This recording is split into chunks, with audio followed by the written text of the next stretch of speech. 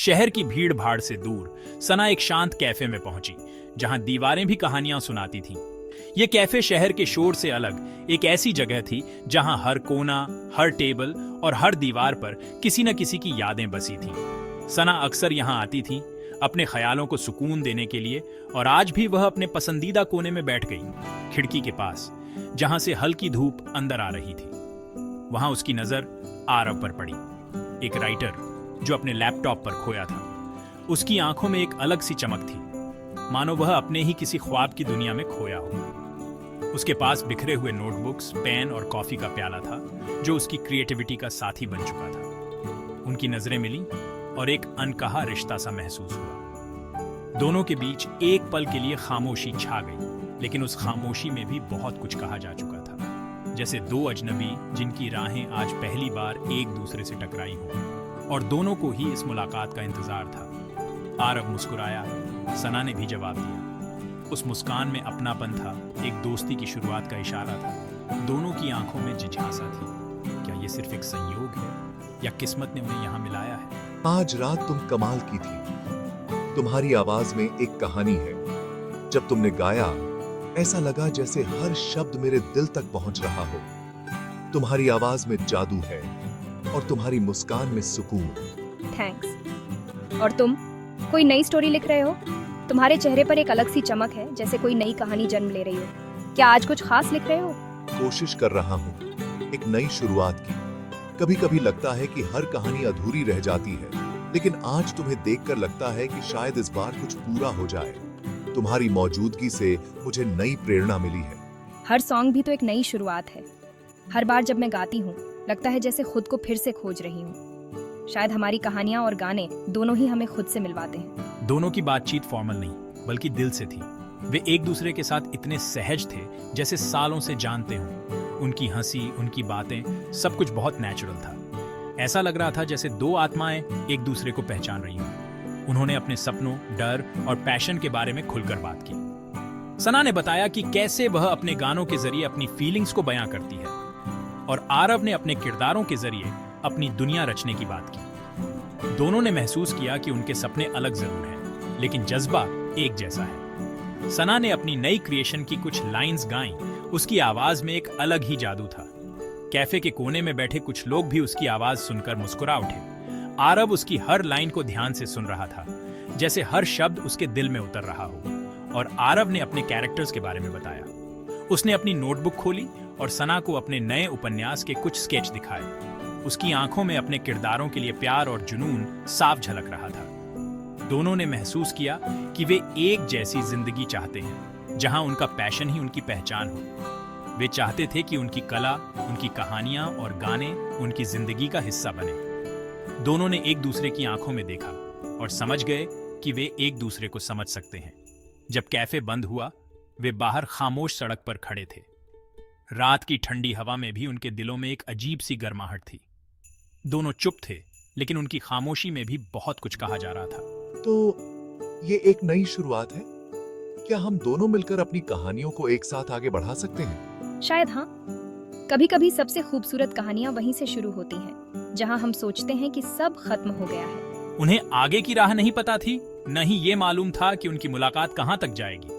लेकिन उस पल में दोनों ने एक दूसरे की मौजूदगी को महसूस किया, और यही उनके लिए सबसे खास था।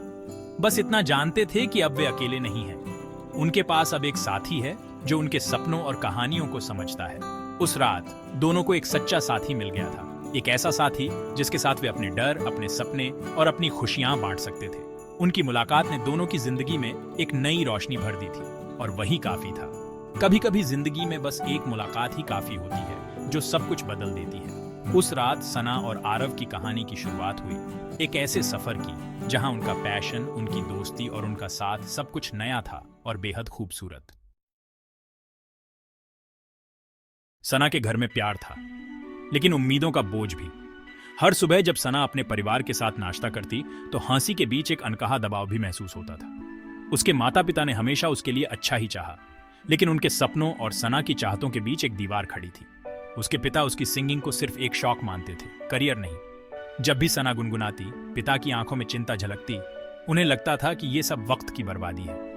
वे चाहते थे कि सना कोई असली नौकरी करे, जिससे समाज में इज्जत मिले और भविष्य सुरक्षित रहे। जब सना ने आरव के बारे में बताया, पिता का चेहरा सख्त हो गया। उनके लिए ये सिर्फ एक लड़के से दोस्ती नहीं थी, बल्कि उनकी बेटी के भविष्य पर सवाल था।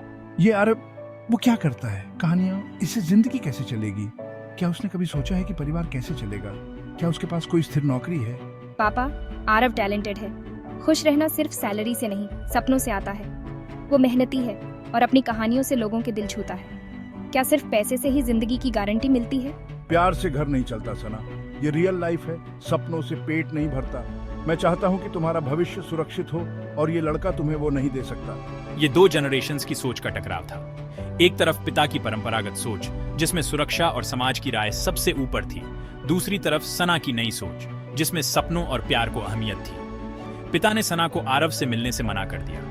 उनके लिए यह फैसला आसान नहीं था, लेकिन वे अपनी बेटी को किसी भी तरह की परेशानी से बचाना चाहते थे। सना अपने पिता और आरव के बीच फंसी थी। एक तरफ उसका परिवार, जिसने उसे पाला पोसा, दूसरी तरफ उसका प्यार, जो उसके सपनों को समझता था। अब हर मुलाकात में डर था, हर फोन कॉल में गिल्ट। सना को लगता था कि वो किसी को भी पूरी तरह खुश नहीं रख पा रही है। फैमिली का अपोजिशन उनके रिश्ते पर छाया बन गया। घर में अब पहले जैसी गर्माहट नहीं थी। हर बात में तकरार और चुप्पी आ गई थी। सना को अब दिल की आवाज और पिता की आज्ञा के बीच चुनना था। क्या वो अपने सपनों और प्यार के साथ जाएगी या परिवार की उम्मीदों के आगे झुक जाएगी? आगे का रास्ता मुश्किल लग रहा था। हर कदम पर उसे अपने फैसलों पर शक हो रहा था और दिल में एक डर बैठ गया था। क्या वो सही कर रही है या सब कुछ खो देगी?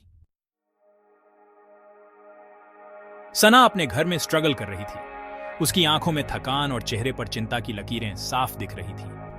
हर दिन की तरह आज भी उसने अपने सपनों को पूरा करने के लिए खुद को तैयार किया था, लेकिन चुनौतियां कम नहीं थी। दूसरी ओर आरव अपनी क्रिएटिव लड़ाई में उलझा हुआ था। उसके दिमाग में कई कहानियां घूम रही थीं, लेकिन उन्हें कागज पर उतारना आसान नहीं था। दोनों की जंग अलग थी, पर दर्द एक जैसा। आरव ने अपनी मैन्यूस्क्रिप्ट बड़े पब्लिशर को भेजी, दिल में उम्मीदों का समंदर लिए। उसने हर शब्द में अपनी आत्मा डाल दी थी, हर पन्ने में अपने सपनों की झलक थी। उसे भरोसा था कि उसकी मेहनत रंग लाएगी, लेकिन हफ्तों इंतजार के बाद उसकी उम्मीदें टूट गईं। एक दिन जब उसने अपना ईमेल चेक किया तो वहां एक रिजेक्शन भरा ईमेल था। उस पल उसकी सारी मेहनत, सारी उम्मीदें जैसे बिखर गईं। आपकी मैन्यूस्क्रिप्ट के लिए थैंक यू। हमने आपकी कहानी पढ़ी, लेकिन ये हमारी जरूरतों में फिट नहीं बैठती। हम आपको शुभकामनाएं देते हैं। ये शब्द आरव के दिल में चुभ गए। रिजेक्शन ने आरव को तोड़ दिया। उसने खुद से सवाल करने शुरू कर दिए। क्या उसकी मेहनत वाकई बेकार थी? क्या उसकी कहानी में कुछ कमी थी, या फिर किस्मत ने उसका साथ नहीं दिया? क्या मैं वाकई अच्छा हूँ?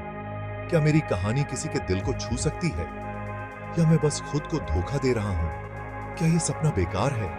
क्या मुझे लिखना छोड़ देना चाहिए, या फिर एक और कोशिश करनी चाहिए? वो शहर में भटकता रहा, खुद से लड़ता रहा। हर भीड़ में, हर चेहरे में उसे अपनी ही कहानी की झलक दिखती थी, लेकिन उसे समझ नहीं आ रहा था कि आगे कैसे बढ़े। बुक्स की दुकान में उसे लगा उसकी कहानी के लिए कोई जगह नहीं। हर किताब उसे याद दिला रही थी कि उसकी कहानी अभी अधूरी है और शायद कभी पूरी भी ना हो। फेलियर का बोझ भारी था। हर रिजेक्शन उसके आत्मविश्वास को थोड़ा और कम कर देता था। वो सोचने लगा, क्या सच में उसकी मेहनत का कोई मतलब है? उसी रात वो लैपटॉप के सामने बैठा, लेकिन शब्द नहीं आया। उसकी उंगलियां कीबोर्ड पर रुकी रही, दिमाग खाली था। ऐसा लगा जैसे उसकी सारी क्रिएटिविटी कहीं खो गई हो। शायद सब सही कहते हैं। शायद मैं वाकई इस लायक नहीं हूं। शायद मेरी कहानी किसी को पसंद नहीं आएगी। शायद ये रास्ता ही गलत है। क्या मुझे कोई और रास्ता चुनना चाहिए, या फिर हार मान लेना चाहिए? आरव के लिए वो रात सबसे अंधेरी थी। हर सपना, हर उम्मीद जैसे उस रात की चुप्पी में खो गई थी। लेकिन कभी कभी सबसे गहरी रात के बाद ही सुबह होती है, शायद आरव के लिए भी। सना ने आरव की मायूसी महसूस की और उससे मिलने पहुंच गई। वो पार्क में अकेला बैठा था, थका हुआ। सब मना कर देते हैं। मुझे पढ़कर सुनाओ, वही चैप्टर जो तुम्हें सबसे ज्यादा पसंद है। आरव ने पढ़ना शुरू किया और उसकी आवाज में फिर से कॉन्फिडेंस लौट आया। आरव, ये सिर्फ कहानी नहीं, मैजिक है। दुनिया को ये सुनना चाहिए। सना ने उसे याद दिलाया कि उसने लिखना क्यों शुरू किया था, अपने दिल की आवाज के लिए। तुम्हारे शब्द एक सॉन्ग की तरह हैं, हार मत मानो। सना का विश्वास उसकी ताकत बन गया। उस शाम सना ने आरव के सपने में फिर से जान डाल दी। सना के विश्वास से इंस्पायर होकर आरव ने अपनी बुक खुद ऑनलाइन पब्लिश की। शुरुआत धीमी थी, लेकिन फिर एक फेमस क्रिटिक की रिव्यू ने सब बदल दिया। बुक वायरल हो गई और आरव की कहानी हजारों तक पहुंची। मेरे सॉन्ग को भी एक बड़े म्यूजिक डायरेक्टर ने चुना और वो हिट हो गया। दोनों की सक्सेस साथ साथ बढ़ी। अब पब्लिशर्स मुझे ऑफर दे रहे थे। मुझे अवार्ड शोज में बुलाया जा रहा था। उनकी जर्नी एक इंस्पिरेशन बन गई थी, सपनों को हकीकत में बदलने की। एक शाम सना के पापा टीवी पर आरव का इंटरव्यू देख रहे थे।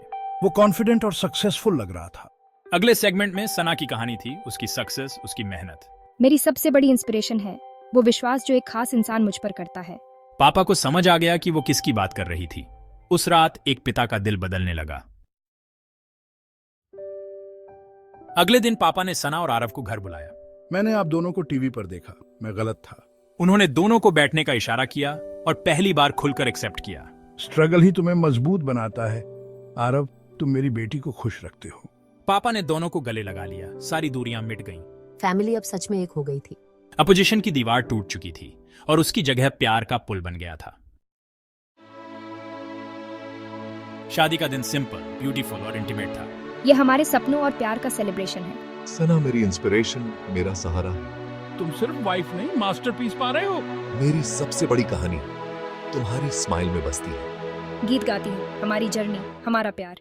उनकी लव स्टोरी को उसका सुखद एंड मिल गया, जो असल में एक नई शुरुआत थी।